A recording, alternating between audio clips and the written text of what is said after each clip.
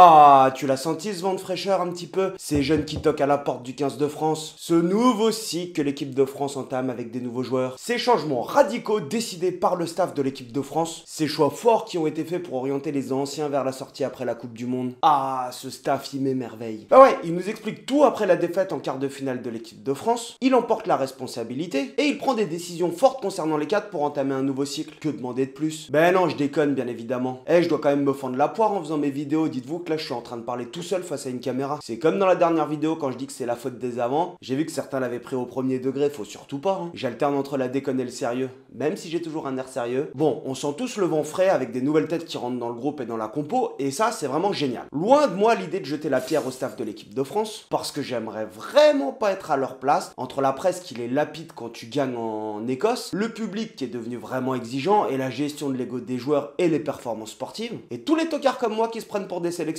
à leur place et qui feraient mieux le boulot. Ça fait longtemps que je vous l'ai pas dit, mais pensez à vous abonner et lâcher un petit pouce bleu pour soutenir la chaîne, parce que c'est le travail et c'est comme ça que la chaîne elle permet de grandir. Et je vous avoue que quand je le dis pas, en fait, y a personne qui s'abonne. Donc pensez à vous abonner et en fin de vidéo, vous pourrez vous désabonner si le contenu vous plaît pas.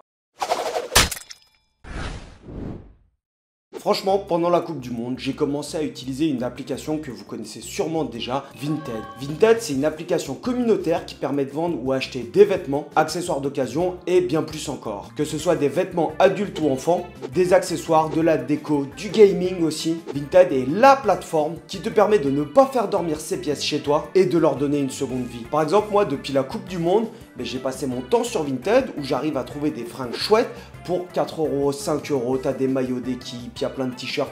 Et en plus, ce qui est cool, c'est que tu arrives à trouver des produits qui sont originaux, soit des trucs qui sont vintage, ou soit des trucs qui se font plus ou qui sont sortis en collection limitée. Par exemple, j'ai un petit polo de La Rochelle, vous l'avez sûrement déjà vu sur une vidéo, celui-là je l'ai chopé sur Vinted. Et Vinted offre aussi également maintenant un système de vérification pour les objets de marque ou de luxe. Ça c'est utile parce que ma femme elle a bossé par exemple dans du prêt-à-porter de luxe et donc quand tu achètes ou que tu vends d'occasion des choses de luxe, à quel moment tu sais si c'est des choses qui sont fake ou pas. Et donc Vinted te permet maintenant de vérifier avant d'être livré que les articles ne sont pas des faux. Ça permet de sécuriser les achats qui sont onéreux, mais que tu payeras toujours moins cher qu'en magasin. Et le gros avantage sur Vinted, c'est qu'il n'y a pas de frais de vente. C'est-à-dire que la plateforme, quand tu vends, elle ne te prend pas de l'argent. Moi, je me suis créé un petit dressing sympa parce que j'ai commandé beaucoup de choses, même pour mes enfants, en fait, pour les habiller, pour les emmener au rugby. Ils ont des petits maillots et des t-shirts de toutes les équipes.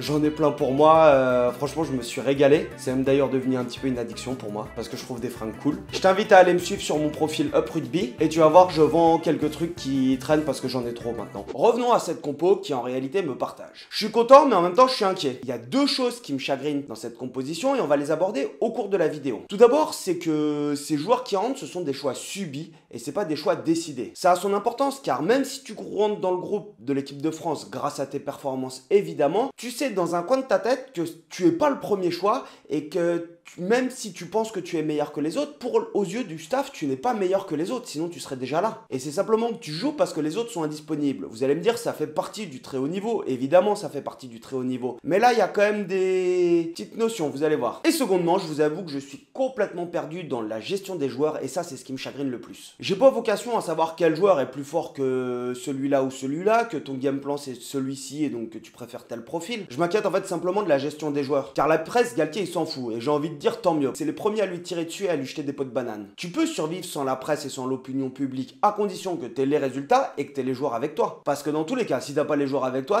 il y a peu de chances que tu aies les résultats. Et la question que je me pose, et ça qui me chagrine, c'est est-ce qu'il va garder l'ensemble des joueurs avec lui? Parce que pendant 4 ans, j'ai vraiment eu l'impression qu'il avait tous les joueurs avec lui. Et donc on va en parler dans cette vidéo. Attention, pas de jugement, je veux pas des commentaires insultants, etc. Du respect, moi je partage juste une opinion, c'est pas la vérité, c'est pas la science infuse. Et vous allez comprendre tout ça parce que je le développe dans la vidéo. Bon alors commençons par les nouveaux arrivants. Il aura fallu quand même que Danty prenne un carton rouge et que Jalibert se blesse pour voir des nouvelles têtes. C'est frustrant pour tout le monde, mais je pense que c'est des choix qui peuvent paraître compréhensibles. Pourquoi pourrait? Fabien Galtier, il a introduit son fameux ranking dans l'équipe de France. On a le numéro 1, le numéro 2, le numéro 3 sur tous les postes. Et pour gagner ta place, t'as intérêt à être bon sur les moments où tu vas avoir l'opportunité de jouer. Et quand il y en a qui se blessent, si t'as ta chance, t'as intérêt à la saisir. On a vu des joueurs comme ça qui gagnaient leur place sur le précédent mandat. Alors pourquoi est-ce que les choix ne sont plus clairs? Parce que j'ai tout simplement l'impression que maintenant il y a des joueurs qui bénéficient de ce fameux ranking et d'autres d'autres non. Il y en a d'autres, ils sont destinés juste à être des roues de secours ou des remplaçants. Ok, l'appellation roue de secours, elle est dure. Mais c'est un peu l'impression que ça donne, tu vas comprendre. On commence sur la compo, et si on prend la première ligne, Movaka, ok, il est passé devant Marchand quand Marchand s'est blessé à la Coupe du Monde. Il a enchaîné les 3 premiers matchs. On peut pas dire qu'il a cassé la baraque sur les 3 premiers matchs.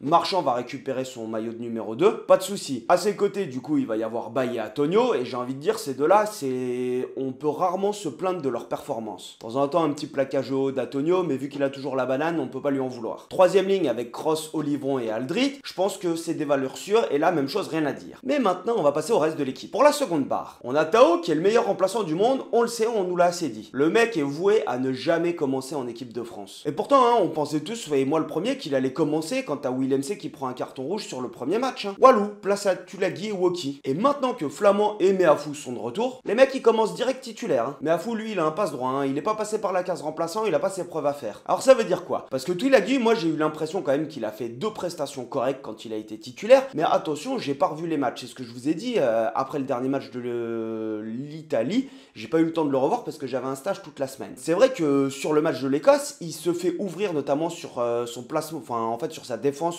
sur les bords de ruck. Il y a notamment une fois où il est en numéro 2 et il défend pas en zone, bref, c'est compréhensible. Là, on nous dit qu'il est malade, on n'a pas plus d'infos et il passe de titulaire à hors groupe, genre renvoyé dans son club. Comme Woki, bam, retour en club. T'as l'impression que les deux, ils payent les pots cassés pour le résultat de l'Italie. Et Tao, lui, qui était sur le banc comme finisseur, et ben il reste finisseur, c'est-à-dire que les titulaires sont moins bons que les finisseurs. Ou alors, effectivement, tu peux me dire l'expérience ceci, cela, mais au bout d'un moment, quand tu commences un match international, généralement, c'est que tu dois être le meilleur. Sinon, tu fais commencer l'autre. T'as peu de matchs au niveau international, tu te permets rarement de mettre tes meilleurs joueurs sur le banc en te disant, ah bah je vais faire rentrer Dupont sur les 20 dernières minutes. Et c'est exactement pareil pour d'autres postes et c'est ça qui me chagrine. Prenons Moefana. Lorsque Louis Bielbiarré, il déclare forfait sur le dernier match contre l'Italie. Moefana, il était remplaçant sur la feuille de match. Tu te dis, il est remplaçant centre-ailier.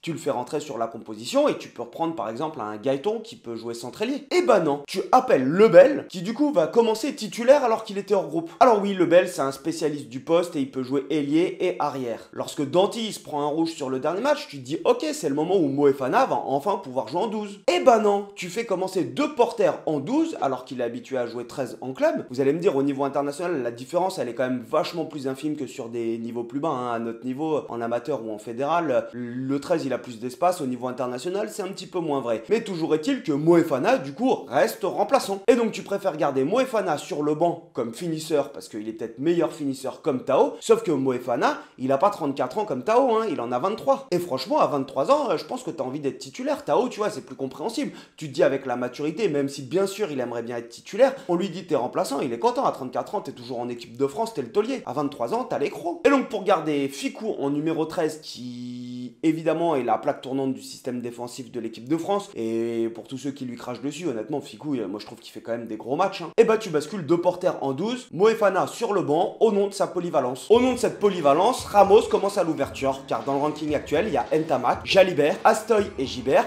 qui en fait sont juste des sparring partners. Et donc tu peux te poser la question, est-ce que c'est au nom de cette polyvalence que tu prends Léo Barré, non pas parce qu'il est 15, mais tout simplement parce qu'il peut jouer 15 et 10, et que vu que t'as mis Ramos à l'ouverture, si Ramos se blesse, t'as besoin d'un joueur qui joue 15 et 10, sinon ça veut dire que t'es obligé de prendre un 10 sur le banc. Donc Gibert, il reste potentiellement là, et Astoy rentre chez lui. Et je trouve cela dommage pour Antoine Gibert, parce qu'honnêtement, j'aurais bien aimé le voir honorer sa première cape. À la mêlée, par contre, c'est parti pour Nolan Le Garec, qui va honorer sa première titularisation. Et là, pour moi, c'est le choix que je comprends le mieux, c'est-à-dire que Lucu, il était numéro 2, il passe numéro 1, il n'y a pas de souci. Il enchaîne 3 prestations qui sont pas spécialement convaincantes, attention, hein. Tout le monde lui a dit elles sont catastrophiques les prestations, non, elles sont pas catastrophiques. Il pèse peut-être pas assez sur les rencontres et que Nolan apporte plus. Donc Nolan, qui était numéro 2 dans le ranking actuel, passe numéro 1. Ça me choque pas. Sur le triangle arrière, on va retrouver Louis Bielbiarré et Penaud. On en parle un petit peu des performances de Penaud? Non, je rigole. Il est peut-être plus concentré sur le Brennus que sur les 6 nations. Et sur le banc, on a donc Movaka, Tao et Colombe. Ensuite, t'as Tao, Roumat et Boudéan, Lucu et Moefana. Alors la question que je me pose, c'est est-ce que les joueurs vont avoir la même foi en Galtier que ce qu'ils ont eu pendant 4 ans? On reprend l'exemple de Moefana, 23 ans, remplaçant du numéro 1, remplaçant du numéro 2, du numéro 3. C'est la question que je me pose et je pense que ça mériterait une vidéo à part entière. Et je pense que je vais faire une vidéo là-dessus, justement, en essayant de réfléchir un petit peu sur quelles sont les implications,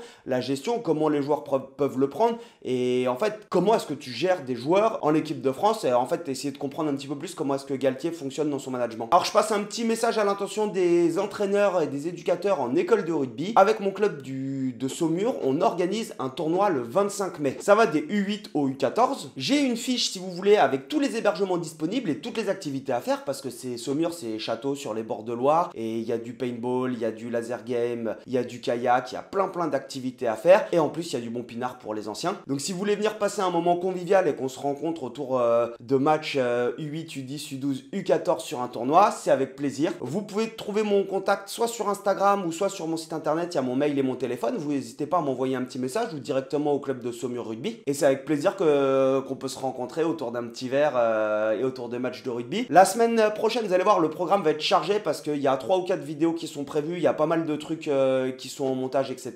Et puis topette, on se revoit au Clubhouse de Pornic.